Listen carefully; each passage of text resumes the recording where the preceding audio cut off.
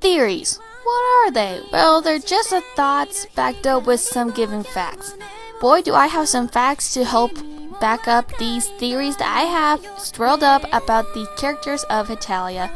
Most than likely their immortality and where they get it from. Hey everybody, what's up? My name is Earthrock48 and I have discovered some facts and theories about the characters of Hetalia. Oh my god, it's canon! Where do the characters get their immortality? Is it given to them? Are they born with it? Well, kind of both, give or take on how you would see this theory. The theory is how the characters of Hetalia, the beings that represent countries, got their immortality and the status of a nation. For those of you who don't know, Japan actually did have a micronation character that was in the manga and mentioned once in the latest anime series The World Twinkle when Sealand and Y are circling around the world looking for new micronations. What gives a country immortality is a couple of things. One of them being the economy. Economy is run by governments, money, trade, everything that allows the people to be able to survive and have faith in the country. A huge example on immortality within an economy would be the Great Depression of the United States of America from 1929 to 1939.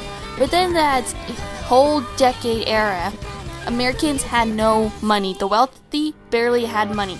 The very poor had just dirt.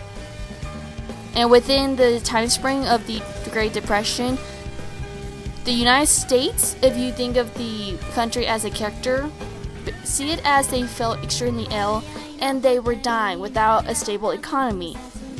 Up until the point that World War I started and France and England wanted to do some trade and buy some stuff from France and England, that's when America started feeling a lot better because money was rolling in, the economy was being fixed, the stock market was being fixed as well as making its way back up to the point that it broke just suddenly because the American economy was fixed thanks to trade, money, stuff like that. The immortality of America, the character, was able to survive within that depression thanks to the economy. Now that's just one way to state that a country holds its immortality. You can't do anything without money. Basically, money for a nation is blood. If they don't have money, then that's what the trade is for. People trade one thing to get something of equal value. That's what some countries do in order to keep itself going, especially third world countries. Now, a second theory on the immortality of the Hetalia characters would be the kids. So we established that economy is the lifespan, is the heartbeat of a nation. But how do the children become immortal beings? One theory on how that happens is, well, first of all, the character or the person who wants to be the representative of a nation needs to be a human being first. A good example would be America. When Finland is talking to England and France by a river, saying, over at a settlement Sweden and I made together, we saw a little boy running around. We don't know where his parents are, but we have a strong feeling that he is the nation of the land we are on right now. Right away, there is a huge search party, and everyone's calling out the name of the land they're on. America! America! That child hears his name and not knowing his own name, his birth parents who were probably dead, he's probably an orphan child from a Scandinavian settlement.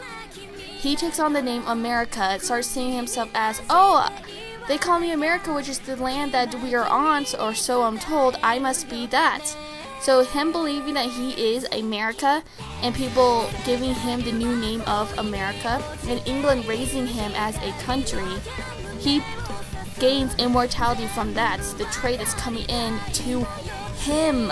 So an orphan child with no parents at all, who just so happens to be in a Pacific area, either takes on the name of a country, not knowing its own name, just knows the location of where they are right now, such as either America or, for another example, Japan, then everyone else would start calling this child the name of the land they are on that the child goes by. And thus the child starts gaining immortality. He stops aging. He stops getting as ill as the rest of the human beings around him. And within time, he realizes, I'm not aging at all, must be because of the mobility of being able to help hold my people together and start a nation. I must be a nation. For someone to be recognized as a nation, it's not just the name. It's the determination, their strength, and their will to be able to withstand the stress of an entire nation. Examples like why Saborga in the United States, England, Scotland, the Isle of Man, those are just fragments of landmarks with people who are strong enough, willing enough to help run a country that they are suddenly representing. Think of the political cartoons you would see in your textbook. America's Uncle Sam, England is the Queen or the current ruler of England, China is the Emperor, Japan is the Emperor, Germany is the Ambassador. Political cartoons like that immortalize the nation as a human. That's what Hetalia does. It immortalizes the person representing them as the nation, granting them immortality. Now, a final theory on how a nation could grant its immortality would be the children. Not specifically like micronations like Sealand, Saborga, the fucking internet kid whose name I cannot remember to save my life, but I'm talking about blood relations. And you guys probably know where I'm going with this, but bear with me. For quote-unquote child nations like Hong Kong, America, Canada, and Iceland, they have to be orphaned children of the same descendant blood of the nation that either discovered them or took them under. For America's case, clearly he was first seen in a Scandinavian settlement in the Americas. Therefore, he is a Scandinavian child, an orphan, who just started running around stealing food, and he's granted the name America. Canada, due to the First Nations law, France comes over to this new land he calls Canada, because the people trying to say we are the people, they say Canada, which translates to we are the people, or so. I think I'm getting my translations mixed up, sorry. Anyways, France befriends this small boy who he calls him Canada. Canada, so starting to get whitewashed from all the gifts France is giving him. He accepts the fact that he is being called Canada, and within all the knowledge France is teaching him, he takes on the nationhood of Canada, and later on goes under the care of England, like his brother, quote-unquote brother, America. I'm not very sure if Canada and America are brothers, but due to the fact that they are on the same land and First Nation laws, they could be related. We'll just say that they're brothers for now. Hong Kong's case, I do believe that men unless they have a freaking uterus shoved up their asses, they cannot produce a child with both male parents, especially at the times of the Opium War. So, instead of England, China being his legitimate parents, Hong Kong is the abandoned child of an Englishman and his one-night stands who happens to be a lovely Chinese woman. After the child is born and the man abandons her, the woman takes her newborn baby to China and begs him to raise the child. Under agreements, China takes the baby, and within time the child learns how economy works, how trade works, marketing, and he adapts the name Hong Kong thanks to England after the Opium Wars. And after that, he goes and lives with his new adopted father, England. Japan's theory is the same as America's. Orphan child. Everyone around him says we live in the great land of Nihon, which is Japan. And he takes on that name of Japan since he does not know his own name. China sees him, asks, hey, what's your name? And Japan just says, my name is Japan, where the sun rises.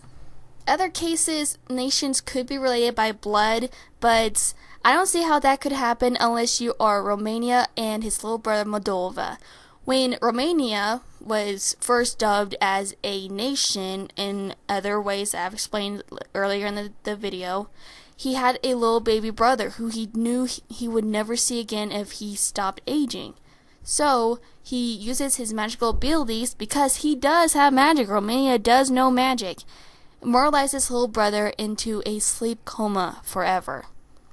And once it comes a time that Moldova needs someone to represent them, he awakens his mummified, his little brother, Sleeping Beauty style, not the kiss thing, but the little brother is sleeping, and tells the child, "You are Moldova, you're my little brother."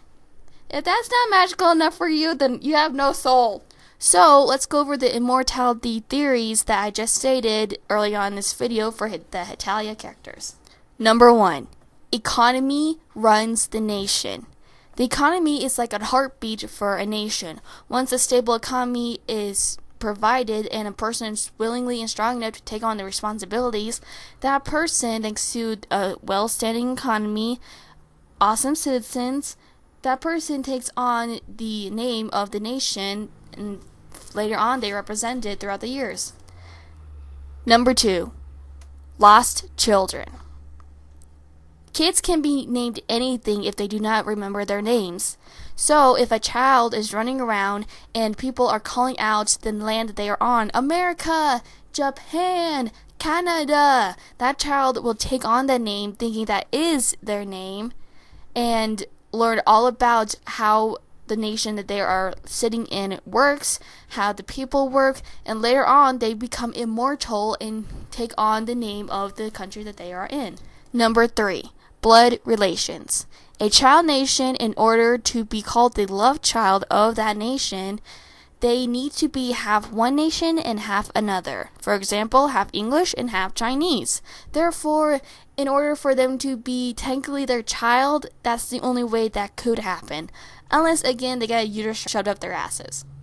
Either the love child theory or actual blood relations with the nation that has magical powers, immortalizing the one person they care about, and when the time comes, they bring them back and calls them the country that they are.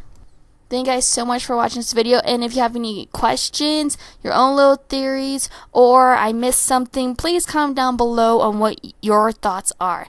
My name's EarthRock48. Keep calm, rock on, and I will see you guys next time. Bye!